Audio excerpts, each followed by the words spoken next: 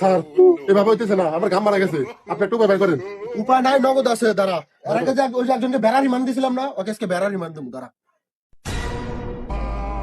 ওরে sir sir পাইদুর sir sir sir ও মরছি স্যার কমু স্যার কমু কমু স্যার বন্ধ করেন স্যার কমু আমি স্যার ইরি বা মরছি রে স্যার স্যার কই স্যার কই ওর নাম হচ্ছে বেড়া রিমান্ড। আর কত আছে তুই করছিলি? হ্যাঁ স্যার চুরি স্যার আমি কি করছি স্যার সব চুরি আমি করছি স্যার মানলাম তুই সব চুরি করছিস, সবকিছু বাদ দে, তুই কি ছেলে বদনা চুরি করছিস এই দেখো।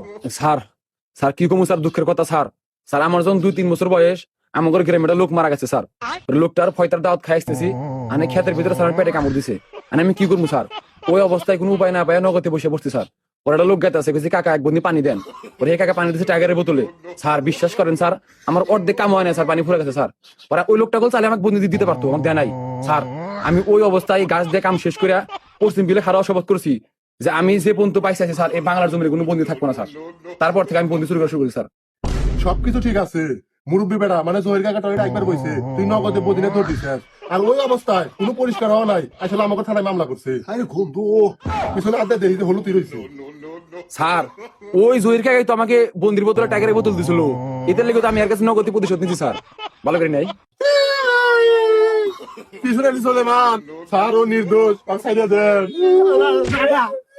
পারলে 2-3 হাজার টাকা দিয়ে দেন। এটা তো তুলি দিলি। চাকরি বাকরি দিলে আরো ভালো, জায়গা তাহলে ঠিক আছে, তুই নির্দোষ চাকরি পাবি না, যা জায়গা জায়গা তুই জায়গা